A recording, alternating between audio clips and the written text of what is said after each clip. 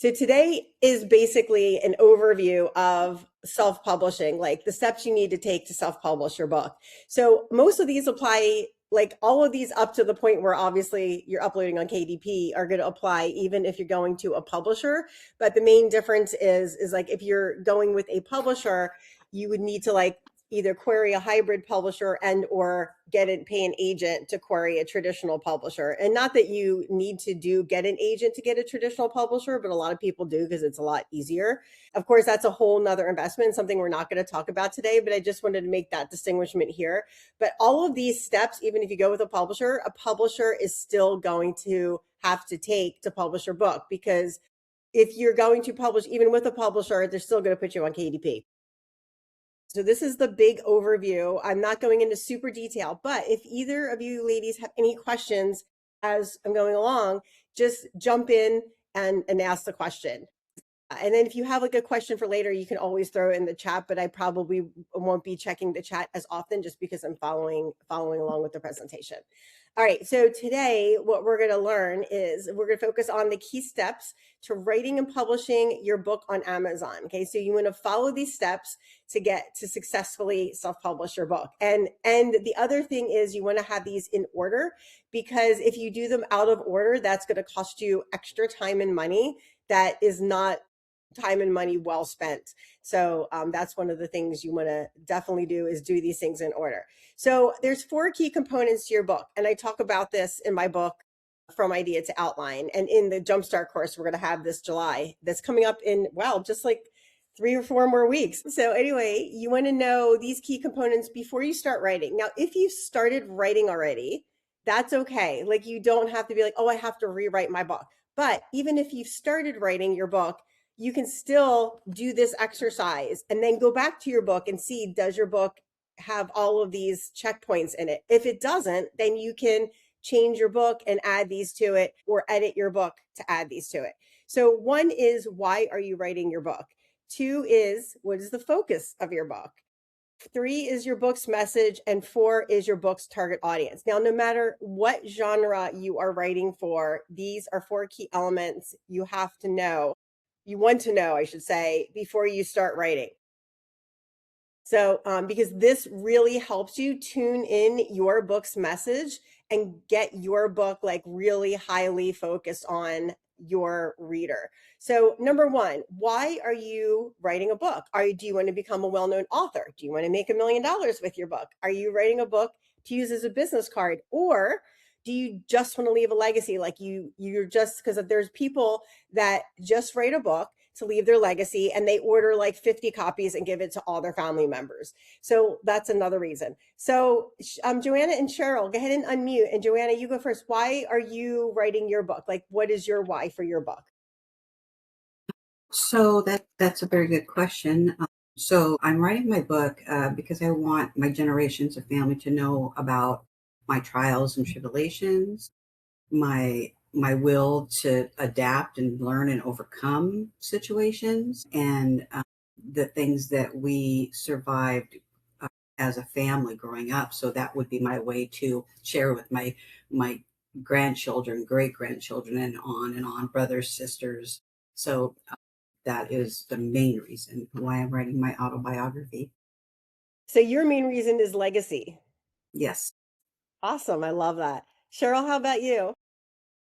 Yeah, so the 7 books that I already published, the focus of those was to take all of the stories that have been shared in my podcast and use that material to write middle grade books with those stories to try and encourage them to do good in the world. And the current book that I'm working on has come out of that, and it's going to be a guidebook for Girl Scouts that are or anybody that's looking to do their own project, and walk through steps on how to do that. So it's to help them. It's, a self-help type book. Very cool. So yours is also part inspirational, part self-help, part like guidebook. So yours is big piece of is educating people so they can do the same, like, so they can bring Girl Scouts to the highest level they can be. I love that. I love that. Those are both amazing reasons to write a book. I love those reasons. And I actually love those reasons better than I want to make $1 million with a book, because to make $1 million with a book obviously would be nice, right? No, I'm never going to say, no, I don't want to make $1 million with any of my books. But I feel like the purpose behind your book and your why behind your book is so much more important than the actual amount of money that you make, because the money that you make is definitely going to make obviously an impact on your finances. But I feel like when you have these deep whys like you both ladies have, it extends more and deeper into into just like the world around you. So I really, really love that. And I admire you both for writing your books. That's really amazing. So the next thing you want to know is, what is the focus of your book? So do you want to become a well-known author?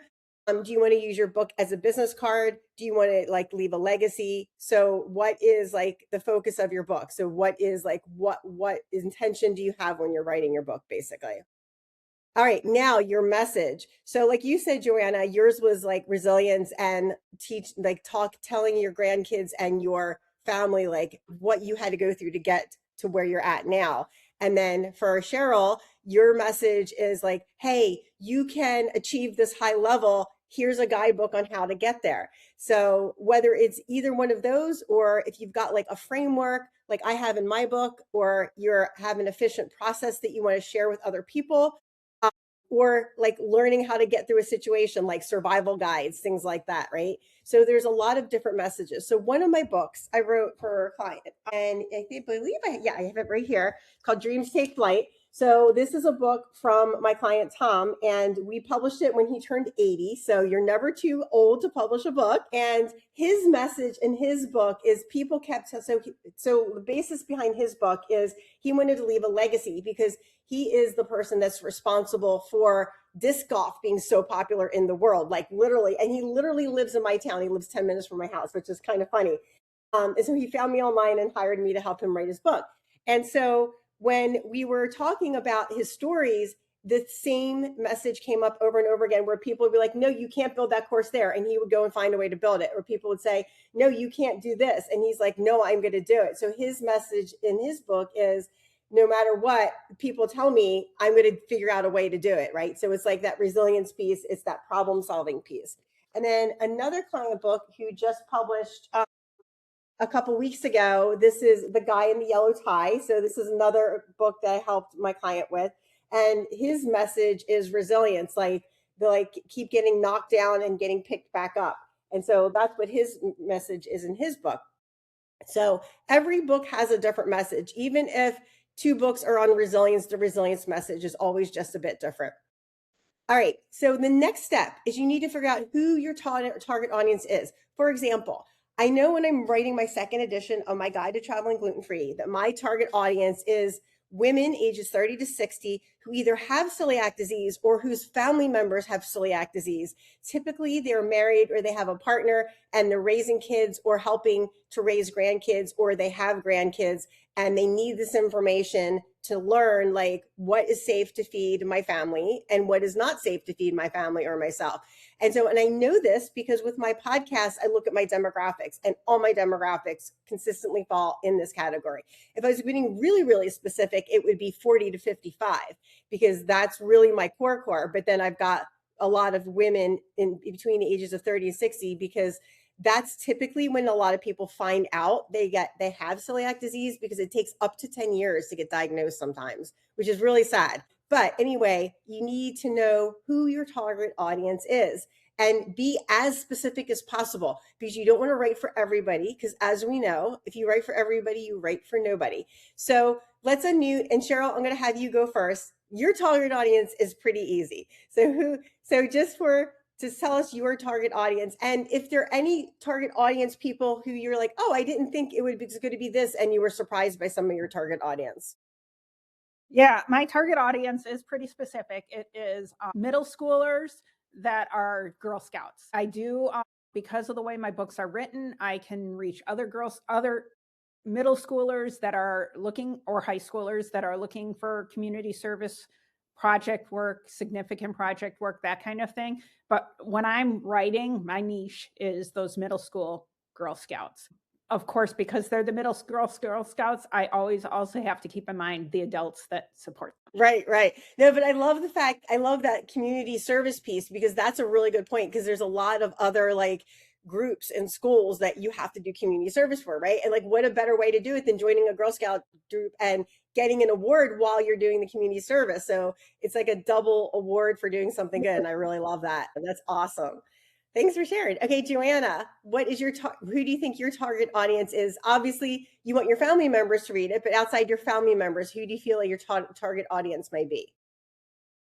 So my target audience that I can identify being at this point is going to be a group of individuals under an umbrella of areas, and I can break that down just a little bit. So, like people who have lived through the sandwich generation, where you're taking care of children and parents, also teen mothers, anyone who went through the teen mothers scenario and situation, people who have lived with or are living with mental health situations, people who struggle with chronic medical conditions. So, a lot of the things that I've been through, I'm hoping as I'm telling my story and sharing with my family and how we survived it and what we did, maybe other people that are in those areas. So it's a broad area. I know that,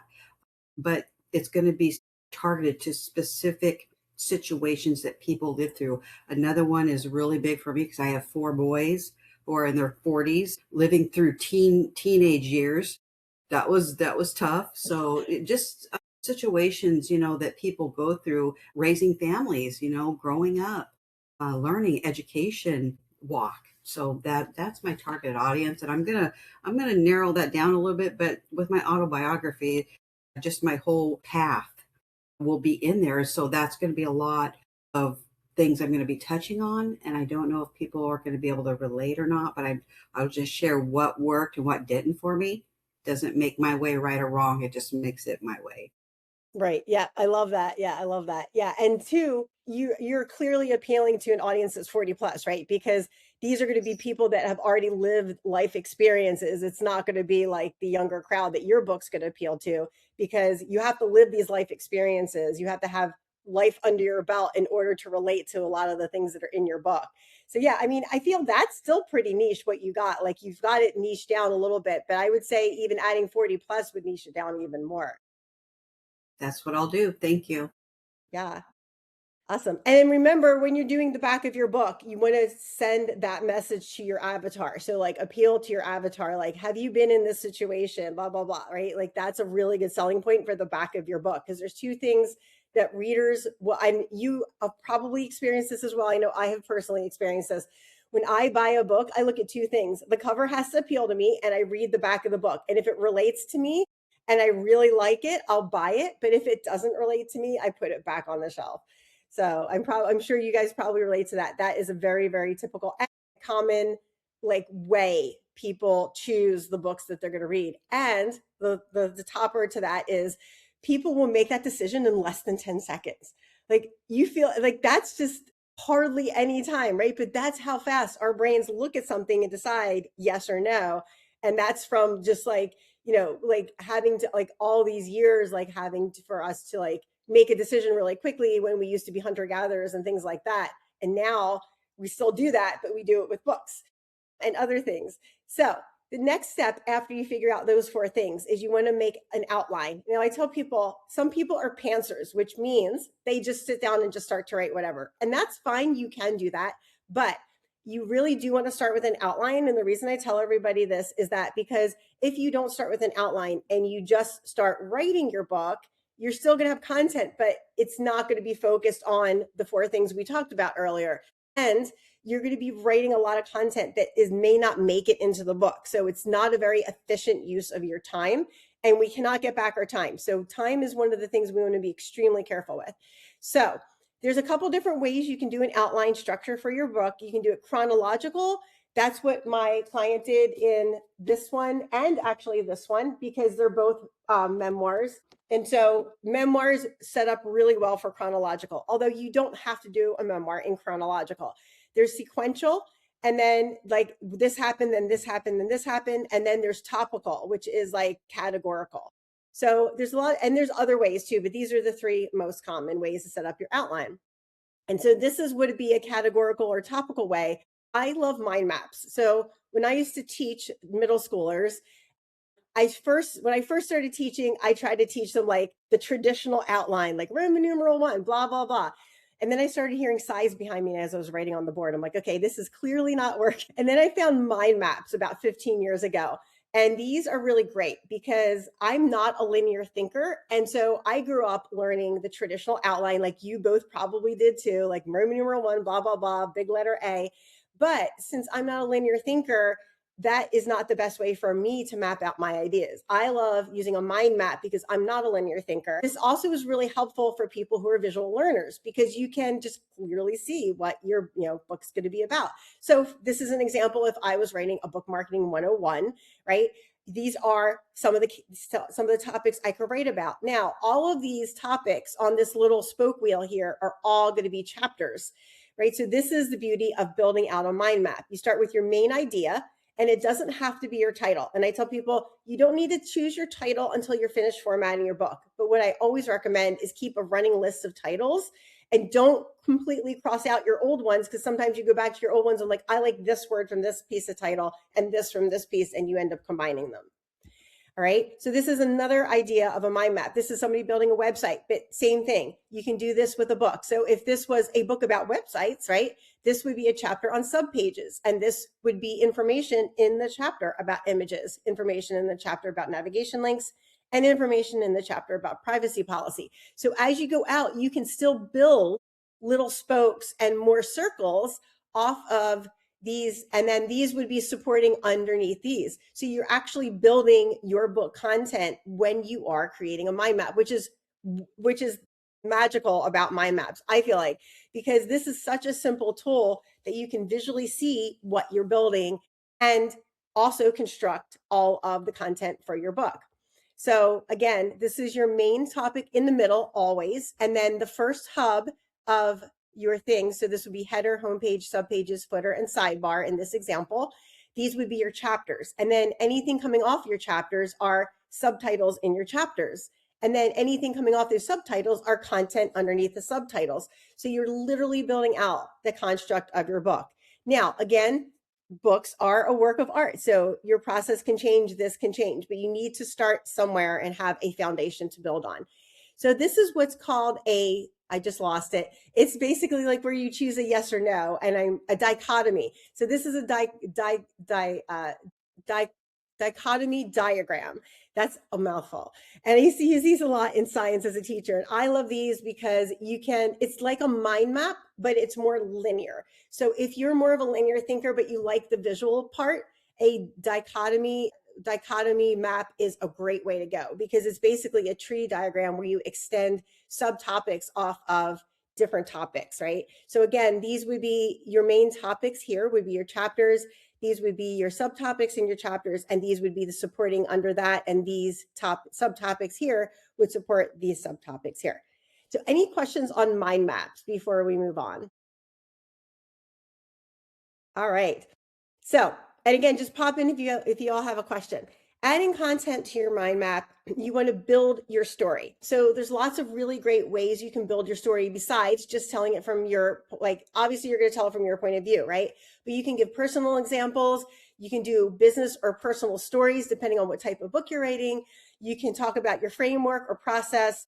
You can talk about your firsthand knowledge of something. You can talk about your secondhand knowledge of something, but just make sure you state that in your book, that this is something you got from another person. And so people know that. Or you can add research to your book, right, to build your story. So these are not all of the pieces of content you can use to build your story. These are just some main examples, right? But one of the things I always tell people and clients is a piece of advice I give them is if you're going to have a story, the one criteria that has to fit is it has to support whatever you're talking about, right? Like you can't just go into some random story that doesn't relate to your chapter or the piece that you're talking about. So like, for example, in my client Tom's book, he kept telling me more stories and more stories. I'm like, Tom, we need to add that to your book. He's like, no, I don't know. I'm like, Tom, you're 80 years old. No one's going to care about, like, no one's going to arrest you for pot you smoked when you were 18, right? So like, and that was back in the 60s and everybody smoked pot pretty much. So anyway, that's what I said. So I love the colorful stories because that also not only gives your book more colorful stories and more fun things to read, but it really draws your reader in with that emotional piece, right? So stories are great because they build emotional connections with your reader. So even if you're doing a business book, I always recommend putting personal stories in there. Like with my travel gluten-free book, that was my first book, so I didn't know a lot about writing books. So this my second edition, I am definitely adding more stories in there because I now have more stories because I've traveled much more since I've written my first book. And B, those stories really connect with readers. So I'm going to add them in there. All right. So once you have everything outlined and you have most of your content that you know you're going to use, like research and stuff, sorted into your folders. And what I recommend is putting one chapter for each folder. Now, a new thing I just learned from doing my second edition of my book and a second edition of a client's book is if you're doing a second edition, it's actually easier to group your chapters in 3. So like chapters 1 to 3 in one folder, 4 to 6 in a second folder, and so on, unless you have a lot of research. If you have a lot of research, I recommend leaving it in a 1 chapter per folder. So like chapter 1, all of your information for chapter 1's in that folder, and so on and so forth. But one of the things I'm finding out with writing a second edition is because I'm using my last edition, obviously, as a base, it's very hard to go back and forth. And the other thing I'm realizing too is when you're writing a second edition, you want to label all your second edition files second ed and then the title, because one of the things I did the other day is I accidentally wrote my second edition in my first edition draft and I didn't realize that. Yeah, I know. Luckily, Google has the version history, so I can revert it back. But I'm not too worried about it because I'm not going to write my first edition again. So I just kind of laughed and copied and pasted it in the right place. But that's when I'm like, I'm going to write second ed on the top of everything. All right. So now that you're done your rough draft and you've written that, this is the part that comes your self-editing and your beta readers. So self-editing means you are going through your book and editing your own book, right? And then beta readers is you're asking other people to read your book and get feedback. So there's a couple different ways to do beta readers. One is you can just ask people you know. You can put it out online. I announced it on my podcast because I knew a lot of my podcast listeners, some of them would be interested in beta reading a book that's the same topic as the podcast. So if you have a podcast, this is an easy ask for people to come in and beta read your book. So I tell people you can read 1 chapter, you can read 2 chapters, you can read the whole book. It doesn't matter. Like if you read 1 chapter, that's fine. I consider you a beta reader because not everybody has time to read your whole book. And I'd rather somebody be invested in 1 chapter than not be invested at all and feel like, oh, this whole book is too overwhelming right now. Like I can't do that. So that's my take on it. Everybody has a different take. One of the main things with beta readers is you're looking for feedback on like flow, understanding the concepts. Does this make sense? Does this not make sense? Like, does this relate to you? Do you feel like this is pulling you in, right? You don't want them to critique your grammar and copy. Although even every time I've done a beta reader thing, I've said like, okay, don't critique my grammar copy. You always have someone who does it anyway. So I just say, thank you for critiquing my book and move on. So then once you do your beta readers and you self-edited it, you definitely want to hire a professional editor. And the reason I say this isn't because I'm a professional editor, is because I have read books that are not professionally edited, and you can tell. I actually worked on a client's book about 3 months ago, and I looked at her first book and I looked at her reviews on her first book, and 1/4 of her reviews on Amazon, she had like 70, so she had a decent amount of reviews, said 1/4 said, I don't think this person had a professional editor. There's mistakes all over the place. And I was like, ouch, that really hurts your credibility, because once you put that out, you can't get that back. And as we all know, reputation is the hardest thing to fix.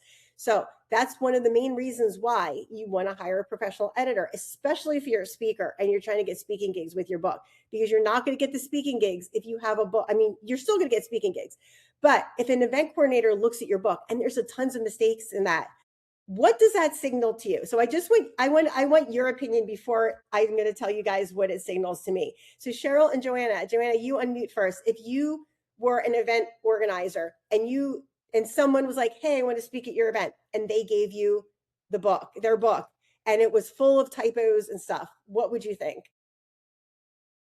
I would think definitely that they didn't take the time to get everything right. They didn't maybe put enough emphasis on following the guidelines that editors would like to see. And then I would think that I wouldn't want to read it because it would be a challenge instead of being fun and experiential. It will be more of a challenge to try to read and decipher what exactly, especially if there's like fragmented sentences, punctuations that are, not coherent.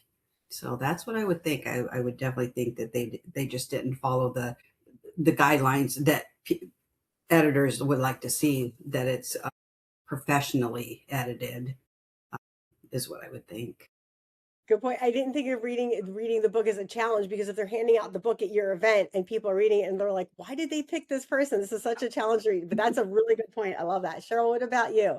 If you were an event organizer and someone gave you a book that it was full of mistakes or didn't look perfect, like what would be your first impression? Well, I liken it to the preparation phase. Like, if you're not going to have a professional editor for your book, how are you preparing for a presentation that you're going to give at my event? Good point. I like that a lot. Yeah. So like, if you're not going to be professional in your book, then you're probably not going to be professional at my event. And then that relates back negatively on me as the event coordinator, right? Because then these people are like, well, why did this person pick this person to do this book, right? This presentation. That's a good point. I love that. I really like that. So yeah, so you can't get that back. So especially if you're a speaker, you definitely want to hire a professional editor. All right, so these are the 4 types of editing, because I get this question a lot, and I have a podcast episode on this as well. So I've got a couple different podcast episodes on editing. So the first edit that you want to have for your book is developmental editing.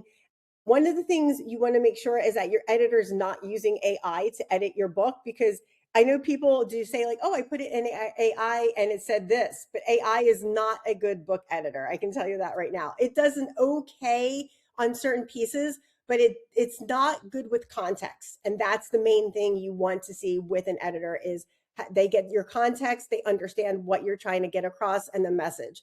And so AI doesn't understand that, and that's why it's not a good editor for your book. You can use it as part of your self-editing process, but again, it's going to get things wrong. Like, for example, I was reading a sample that someone had put out somewhere, and I said, it doesn't have, like, I don't know where I'm at. Like, I'm 3 paragraphs down and I still don't know the environment I'm in. I'm like, you need more environmental detail. And he's like, oh, funny, I put it in AI and it told me I was saying too much environmental detail. And I'm like, no, I don't even know where I was at until I was like down 3 pages in your first chapter. I'm like, that's not good. I need to know where I'm at, like the second I jump in your book. So that's what AI does.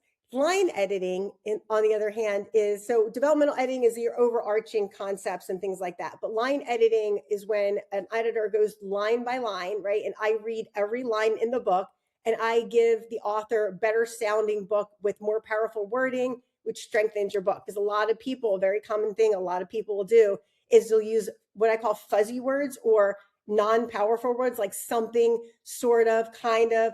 I think that this might work. Like, those things you want to take out of your book because they don't make you look confident, and you want to look confident as an author. Even if you're wrong, that's okay, because the confidence piece that comes across. And especially if you're using your book for a business book and you don't sound confident, why would someone hire you, right? Like, I'm not going to hire somebody who keeps telling me over and over again with their words in their book that they're doubting themselves. Copy editing. So once you get done the developmental line editing, copy editors catch the mistakes that the developmental and line editing did not do. And developmental line editing does not cover copy editing. And another thing I want to advise against is if you get an editor that says, I do all forms of editing, don't hire them. I don't do all forms of editing, and I'm really good at what I do, and I do it full time. I do developmental and line editing for nonfiction, period. Like, that's my specialty, and ghostwriting. But I don't do copy and proof. That I have other people who I team up with to do that. So this is just like grammar mistakes. And then the proofreading catches any grammar mistakes and and spelling mistakes that the copy editing did not do. And you can hire the same person for copy and proof because they're very, very similar. And that's typically what I do is I team up with somebody who does the copy and proof part because I do the developmental line editing piece. All right. So editor qualifications. So these are just the basic 6. I actually have a podcast episode on 22 questions you can ask your editor. And when one of my friends in the school community said, wow, this is a lot of questions. I don't think I'd work with anybody who asked me this many questions. But the reason that person asked so many questions is because they were putting it on a job board. And the job board, typically you get like 40 to 50 people replying back. And I think that person was just trying to weed out anybody that was like, didn't want to fill out the form, right? So anyway, these are the top 6 that I picked as a professional editor. So 1, the editor works in your genre. You don't want an editor that like I work in any genre. No, you don't want someone like that. So I work in nonfiction and specifically like business, lifestyle, memoir, and self-help. And those are pretty much the 4 that I cover. They edit or write full-time. You don't want to hire somebody who has a different full-time job and then does ghostwriting on the side or does editing on the side, because almost every problem I have talked to people with is with people who are editing or ghostwriting on the side to make extra money because they don't understand the process, they don't understand publishing, and they don't understand how to edit books correctly. They might have an English degree, but they don't know publishing. There's a difference between having an English degree and knowing publishing and what publishers are looking for and what a good book sounds like. All right. The editor answers all your questions. So if you're asking questions and they're not answering you, that's a huge red flag. They have a process that they follow, right? It might be different than another editor, but they have a clear process and you understand the process. And if they can't tell you their process, then do not hire them. That means they're not a professional. The editor's open to communicating at any point in the process. Now, this doesn't mean that you can text the editor at 3 a.m. and they're going to answer you back. This means that if you have a question, you can email them or text them during normal business hours, and they'll respond within 48 hours, right? If they're not responding within 48 hours, besides the fact that they've had an emergency or something like that has happened, then you may want to find a different editor. And you can always ask them, what's your turnaround time for answering my questions? Mine is 24 hours for my clients. All right. They are respectful out of your point of view, your work, and your tone of voice. So they're not going in your book trying to change it all. I talked to people who have editors who have done that, and that's very not cool, right? My job is not to change your book. My job is to support your book. That's why I pick books that resonate with me, because then I can more easily support the author, right? I'm not going to pick a book that doesn't resonate with me because I can't do a good job for my client. So these are the top 6. There's more editor qualifications. So definitely listen to that episode on the 22 questions to ask your editor to get more qualifications. But I think the biggest one, these are all really big, but the communication piece is really big because that's the one big red flag that's consistent across all editors that aren't good, is either they won't communicate with you, they tell you, oh, you can only reach out to me like once a month. That's a big red flag. Or they don't get back to you in time. All right, so the next step after you've purchased the editor and they're working on your book is you want to purchase ISBNs. Do not use the free Amazon ISBN. There's many reasons for this, but the biggest reason is if you purchase get the free Amazon ISBN, you think you're saving yourself some money, but you're really not. Because when you have the Amazon ISBN, the only platform you can ever sell your book on is Amazon. You can't even purchase your own book and sell it at, like if you're doing a workshop or a speaking engagement. So you want to go to Balker, which is a US company, and you want to buy a set of 10. Because one ISBN is 125 and a set of 10 is like 250. So that's a no-brainer because you need one ISBN for each format of your book. So one for audiobook, one for paperback, one for hardcover, and one for ebook. So one of my books, I have not a hardcover, I've got an ebook, a paperback, and an audio. So I had to use 3 ISBNs just for that one book. So go on Balker, buy the set of 10, and then you need to assign your ISBN. So like this ISBN is for my paperback. This one's for my ebook. This one's for my audiobook. So you need to assign them on Balker before you upload your book into KDP. All right, so book cover design. So while the person is working on your editing, you can have your book cover designer start to work. Again, there's many similarities between hiring a book cover designer and hiring an editor. So make sure you ask them lots of questions and get samples from them. And also, I would also say get 2 pieces of client referrals, because one of the things I'm finding with samples on like Fiverr and Upwork is I think they're screenshotting other people's stuff and putting it on their portfolio. Because a lot, like I've hired 2 different book cover designers on Fiverr, and the stuff that I was getting was not what was on their portfolios. So make sure you get referrals from like actual client referrals from people. You can start creating your ebook cover before you're finished paper formatting, but never start your paperback until your formatting is complete. I've seen so many authors make this mistake. And the reason why you don't want to start your paperback cover until you're finished your formatting, and you don't want to start your formatting until you're completely finished all of your editing and you feel like, okay, now my book's ready to go. It doesn't have to be perfect. It has to be professional. All right. So your paperback cover is, you have to wait till your formatting is complete, because if you make any changes and it changes the amount of pages more or less than 10, then you have to reformat your entire book. I'm doing this for a client right now, and she said she approved her book. We formatted it, and I told her, make sure you approve. She said yes. We formatted it, and then she's like, well, I want to change chapter 1. So, and then she had to pay to reformat it, because then I had to change chapter 1, re-edit it. She had just reapproved it the other day, and then now I'm taking that and putting it back into her book and reformatting her book. All right, then once you have your book formatted, then your book cover designer can make your paperback book, because they know the exact number of pages it is, and because you have to know your book size too. And so a common book size is 8.5 by 5.5, which is like this right here. So I believe this is 8, or it might be, this one might be a 6 by 9. But 6 by 9 and 8.5 by 5.5 are very common sizes that you see books come in. All right, so KDP upload, all right? So no matter what you're uploading, unless it's an audiobook, audiobooks you're gonna upload on ACX, and that is not my specialty, that I refer out to other people. But if you're uploading an ebook, a paperback, or a hardcover, I assist people with KDP upload. So once you have your final manuscript, which means it is formatted, and the other thing with formatting is never ever hire somebody who formats your book in WordPerfect, because the pictures are all stretched out. It looks all wonky. It does not look professional. So if you are hiring a book formatter, and ask them, what program do you use to format? If it's Adobe InDesign, that's fine. If it's Atticus, that's fine. If it's Vellum, that's fine. If it's like, there's a couple other that are professional, but if they say Word, just say, no, thank you, I'm not interested.